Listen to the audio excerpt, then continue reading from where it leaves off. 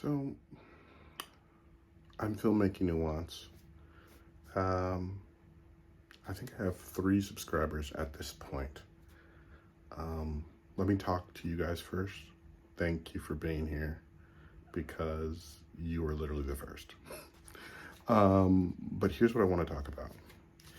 I called 2 of my friends where we all went to film school together. And I called them and I said, are you guys still interested in breaking into a film career? You know, directing, writing, whatever, you know. And, you know, I kind of knew the answer. These guys are close friends of mine. And obviously the answer was yes. And this was about when ShelbyOaks came out. And Stuckman, his first movie was being released. And I told them that if they were interested in breaking in, they needed to make YouTube videos. Because now this is the way the industry is deciding to give people money and capital to make, you know, their first film. Because of audience, you know, like the people have audience, they haven't directed, a lot of the time they haven't directed a feature, but they have been on set, you know, they've created a lot of different shorts. A good example of that is somebody like Curry Barker and Cooper Tomlinson. They have a channel called That's a Bad Idea.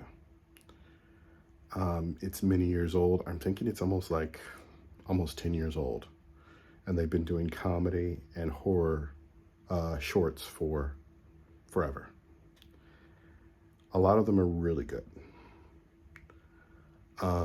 Recently, I think it's in like past 3 years, they put a full-length movie on called Milk and Cereal. Now, the thing is, it's only an hour long. But for a movie that was basically had the budget of $800, it's really rather good.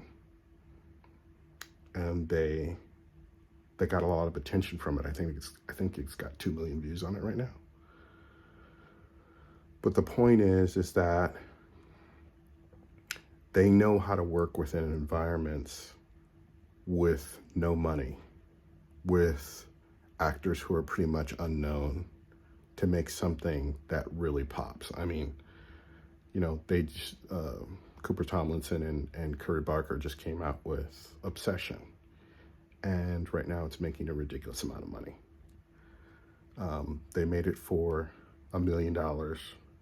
They sold it for $15 million.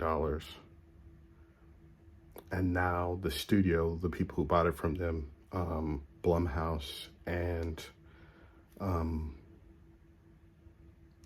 Focus Features, their total gross right now is like $80 million. So they paid 15, but that wasn't really a big deal because now the movie's like, you know, and still got a ways to go. I'm pretty sure they've got a couple, maybe like another month of that movie being in theaters because word of mouth is crazy. But my point is that there's a lot of things going on right now. People with no prospects, no connections, just getting in there and making something. And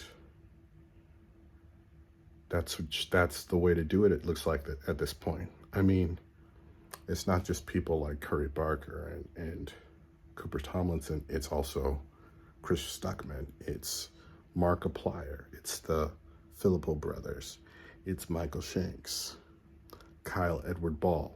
I don't like his movie, but he came from YouTube.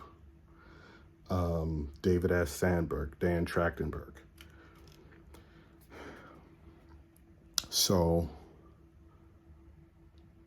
not to mention, this is another important point.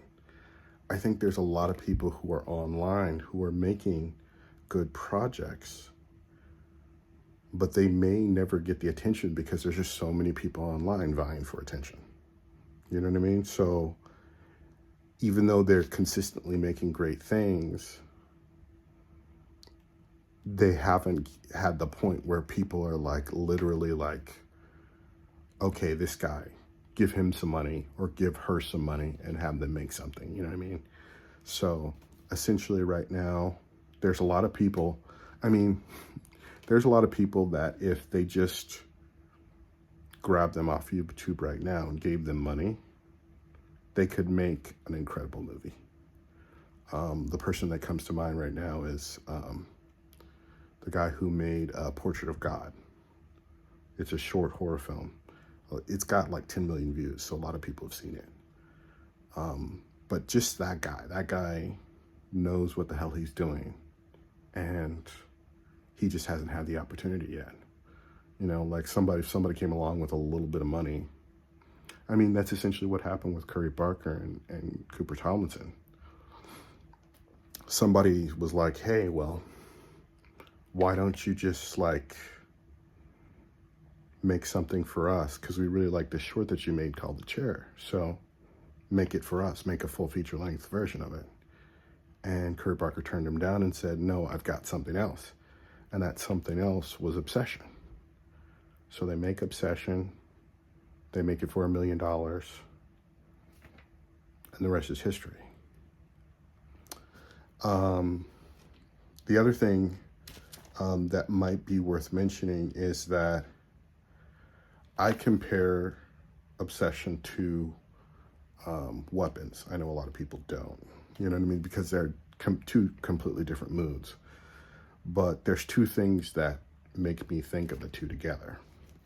And one is mind control by snapping a branch. That's a big one. And then the other one is that both directors say that they had a hard time finding the female lead who does basically everything. Like, they had found everybody else in the movie, but when it came to this one particular character, it had really high demands for what they needed to do. Like, the character needed to do a lot of things, and they couldn't find the actress temporarily. Ultimately, they did. Amy Madigan won an Oscar, and Indy Navarrete, she might win an Oscar. All the praise she's getting is warranted. She's incredible. It's so funny because she's literally not the lead character, and I don't know how much this movie is going to do for him. He's really good, but she steals the show. It's the equivalent of being in a movie next to why am I calling him Daniel Plainview? Daniel Day-Lewis. It's the equivalent of that. It's like, does anybody remember Leonardo DiCaprio's performance from Gangs of New York? No. Because he was standing next to Daniel Day-Lewis. Kind of hard. At any rate, the only thing talking about somebody like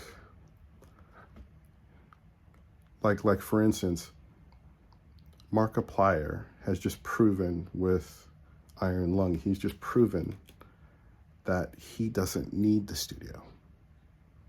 I think some of these other directors, they still need the studio. You know what I mean? Like, ultimately, they might not be able to get enough people to come to their movie without, the studio helping them out.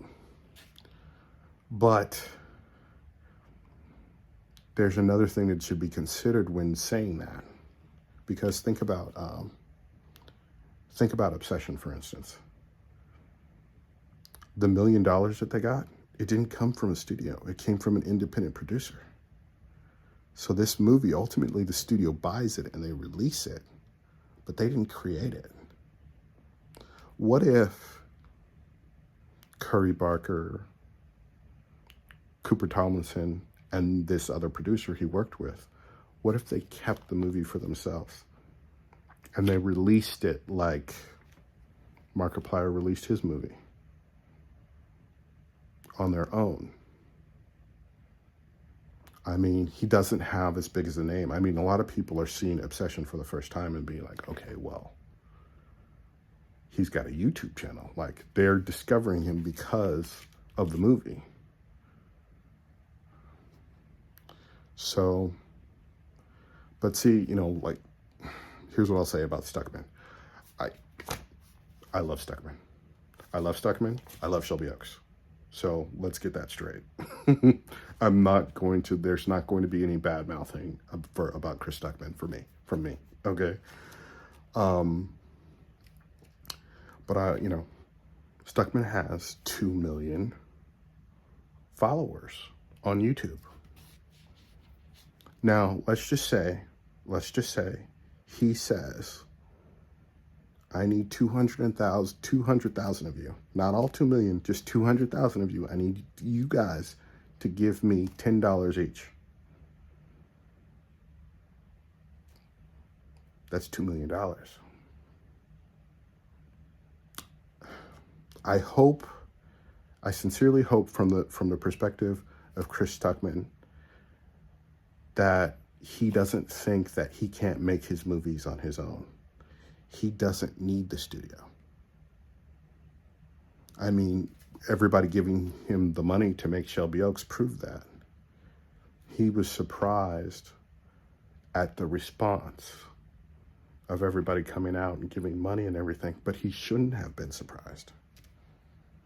Because the reason people watch him is because we're emotionally connected to him.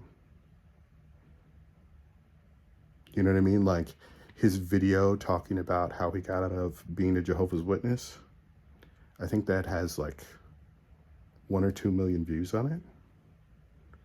He's not talking about films. He's not talking about movies. So why are people watching? Because they care about him. They care about his journey, where he's going to end up. So he kind of should have known, but he didn't, which is fine. You know, I mean, we live and learn, right? I mean, maybe he still doesn't think his channel is as valuable as it is.